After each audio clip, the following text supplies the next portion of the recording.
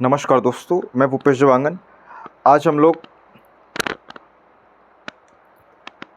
हिंदी के सबसे महत्वपूर्ण टॉपिक, वो टॉपिक का नाम है शब्द के बारे में पढ़ रहे हैं। और शब्द के बारे में एग्जैक्ट मैं लिख रहा हूँ, ध्यान दीजिएगा, ध्यान से समझिए इस कॉन्सेप्ट को। एक ही टॉपिक है इसमें, रचना व बनावट के आधार पर क्वेश्चन आएगा। रचना व बनावट, ठीक से लिख देता हूँ, रचना व बनावट के आधार पर शब्द के भेद कितने हैं। किसके भेद पढ़ रहे हैं? शब्द के भेद या प्रकार कितने हैं, ये क्वेश्चन आता है, बहुत बार क्वेश्चन आ जाता है। ठीक है, यही क्वेश्चन आता है कि रचना एवं बनावट के आधार पर शब्द के भेद, ये याद रखना है आपको। तो रचना या बनावट के आधार पर याद रखिएगा, शब्द के 3 भेद हैं। पहले बात करते हैं हम लोग रूढ़ शब्द, ठीक है, रूढ़ शब्द। दूसरा है, इसमें याद रखना है, यौगिक शब्द,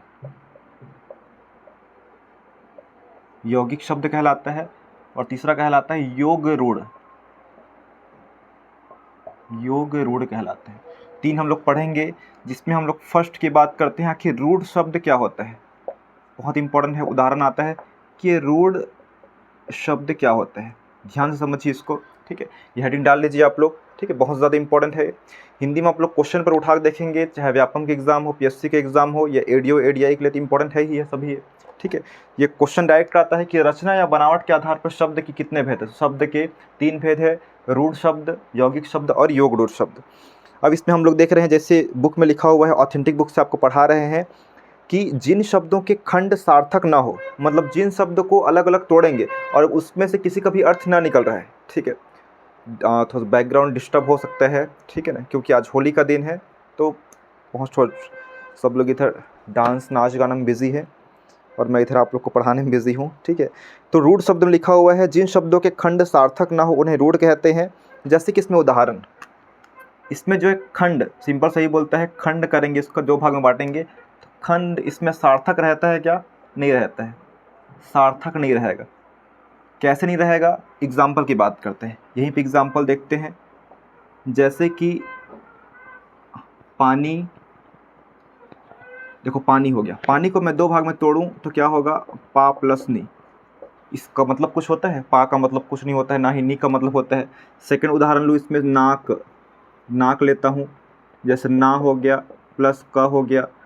मान लो इसमें ले रहा हूँ मैं जल ले रहा हूँ, या फिर और बहुत सारे, इसमें पीला, ठीक है, बहुत कुछ भी हो सकता है इसमें जिसमें अर्थ ना निकले। जैसे पीला है, ये पी हो गया प्लस ला, 2 भाग में कन्वर्ट किए हैं इसको, मतलब पानी को पा प्लस नी, नाक को ना प्लस का, और पीला को पी प्लस ला। इसमें से किसी का भी अर्थ निकलता है क्या? कुछ अर्थ नहीं निकलता है। मतलब यही जो है क्या कहलाएगा? आपका रूढ़ शब्द कहलाएगा, जिसका खंड जो है सार्थक ना हो। सार्थक मतलब अर्थहीन हो, ठीक है, मतलब अर्थ ना निकले, ये है। दूसरा उदाहरण की बात करते, बहुत ही सिंपल सा है, लेकिन आपको पहचानना बस है, ठीक है, ध्यान से देखिए। उसके बाद है यौगिक शब्द क्या होता है, ठीक है।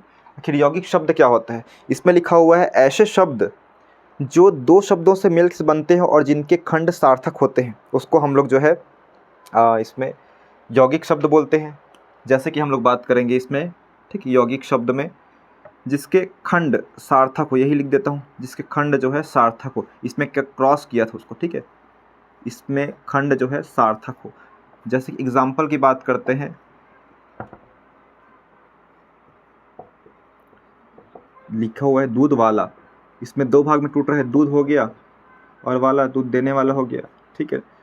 दूसरा इसमें लिखा हुआ है उदाहरण, और क्या क्या हो सकता है? दूध वाला, आग बबूला, सबका अर्थ निकलता है घुड़सवार, मतलब घोड़े में सवार। देखिए लिखा हुआ है घुड़सवार, घुड़सवार मतलब क्या होता है? घुड़ प्लस क्या होगा? सवार, दोनों का अर्थ निकल रहा है। सवार मतलब भी कुछ होता है, वाला मतलब भी होता है, घुड़ का मतलब घोड़ा होता है, दूध हो गया, ठीक है, ये याद रखना है। और लास्ट हमारा जो है योग रूढ़ शब्द। योग रूढ़ शब्द क्या होता है? इसमें लिखा हुआ है कि ऐसे शब्द जो यौगिक तो होते हैं, जो यौगिक तो है, मतलब ये वाला शब्द तो है, पर अर्थ के विचार से अपने सामान्य अर्थ को छोड़कर किसी दूसरे परंपरा से संबंध जोड़ देते हैं। जैसे कि हम लोग बात कर, वही जो बहुब्रीहि समास टाइप पढ़ते हैं, ठीक है ना, ये तीसरे की ओर इशारा करता है, याद रखना है। तीसरे की ओर क्या है? संकेत व्यक्त करता है तीसरे शब्द की ओर, ठीक है ना। और एक क्या है, एक प्रकार से यौगिक शब्द होता ही होता है, याद रखना है, ये यौगिक शब्द तो रहेगा ही रहेगा, ठीक है, यौगिक शब्द भी रहेगा। एग्जाम्पल की बात करें आपको समझ आ जाएगा, जैसे जलज, जल, जैसे जलद हो गया, ठीक है, इसको हम लोग तोड़ेंगे तो कैसे टूटता है, जल प्लस द से, लेकिन इसमें इसका मतलब होता है, द मतलब क्या होता है, देने वाला होता है, मतलब क्या होगा, जल को देने वाला, जल को देने वाला, मतलब जल को देने वाला कौन है, याद रखिएगा, जल कौन देता है, तो बादल देता है। देखिए तीसरा का अर्थ निकल रहा है, जलज का अर्थ क्या हो गया, बादल हो रहा है। दूसरा की बात करते हैं, लंबोदर, बहुब्रीहि समास टाइप ही है, लंबोदर हो गया, लंबा प्लस उदर हो गया, दोनों यौगिक शब्द तो है, लंबा, मान लो इसको करते हैं लंबा प्लस उदर, इसका विच्छेद हो गया, उदर, उदर मतलब पेट होता है, लंबा मतलब वही लंबा साइज होता है, वही है, ठीक है, लंबा प्लस उदर, ये किसको डिनोट कर रहा है, गणेश भगवान को डिनोट कर रहे हैं, गणेश भगवान को लंबोदर बोला जाता है। तो इस प्रकार अगर तीसरा का अर्थ निकले, देखो रूट शब्द तो क्लियर है, ध्यान से समझते हैं, अब ये टॉपिक हमारा हो गया है कि रचना एवं बनावट की दृष्टि से शब्द के कितने भेद हैं, शब्द के 3 भेद हैं, रूट शब्द, यौगिक शब्द और योग रूट शब्द। रूट शब्द मतलब अर्थ निकलेगा ही नहीं बिल्कुल, जैसे मान लो बात करें हम लोग, मन की बात करें माँ प्लस ना, इसका कोई अर्थ नहीं निकल रहा है, ठीक है, नाक की बात किए हैं ना प्लस का, इसका भी कोई अर्थ नहीं निकलेगा, नाच, ना प्लस शा, इसका भी कोई अर्थ नहीं निकलेगा, तो ये रूट शब्द कहलाएंगे। सिंपल से एग्जाम में आएगा क्वेश्चन कि दिया रहेगा कि दूध वाला, दूध वाला कौन सा शब्द है, रूट शब्द है, यौगिक शब्द है कि योग रूट शब्द है, दूध वाला, दूध वाला, चलो दोनों का मीनिंग निकल रहा है, तीसरा की ओर इशारा कर रहा है क्या, नहीं कर रहा है, तो क्या रहेगा, यौगिक शब्द बस रहेगा। देख लीजिए इसके एग्जाम्पल, पानी प्लस पा प्लस नी, देख लीजिए इसको, ठीक है, अच्छे से। यौगिक शब्द में खंड सार्थक निकलते हैं, किसी तीसरा की ओर इशारा करता है कि नहीं कर सकता है, ठीक है, लेकिन इसमें देखिए यौगिक शब्द तो है ही, ये भी जलद, इसमें भी दोनों का अर्थ निकल रहा है, ज कभी जल मतलब पानी होता है, इसका भी अर्थ होता है, द मतलब होता है देने वाला, जल देने वाला ये तो होता है, लेकिन जल देने वाला थोड़ा इशारा करता है, कौन देता है, तो फिर बादल देता है हमको जल, ये हो गया डिनोट। जैसे लंबा प्लस उदर, ये दोनों, लंबा मतलब भी मीनिंग होता है, उदर मतलब भी पेट होता है, लेकिन ये उदाहरण मतलब दूसरे साइड ले जा रहा है, लंबोदर, लंबोदर मतलब क्या हो गया, गणेश भगवान को ले गया। जैसे पीताम्बर, पीत प्लस अंबर हो गया, पीताम्बर हो गया, ठीक है, कृष्ण भगवान विष्णु भगवान जो वस्त्र धारण करते हैं, ये वाला हो गया। तो इस प्रकार से क्वेश्चन रहेगा। चक्रपाणी, चक्र प्लस पानी, दोनों का अर्थ होता है, पानी मतलब हाथ है, जिसके हाथ में चक्र हो, ठीक है, ये हो गया, ठीक है। तो आशा करता हूँ कि ये वाला वीडियो आपको समझ आ गया होगा। आपको जो भी हिंदी में जो भी टॉपिक कठिन लगता है आप लोग बता दीजिएगा, वैसे तो मैं लाइन से वीडियो डालूंगा हिंदी का, लेकिन आप लोग को जो टॉपिक कठिन लगा है उसको बताइएगा, जिससे आपको वो वीडियो जो है बना के आपके पास जल्दी अपलोड कर दूँ। Thank you.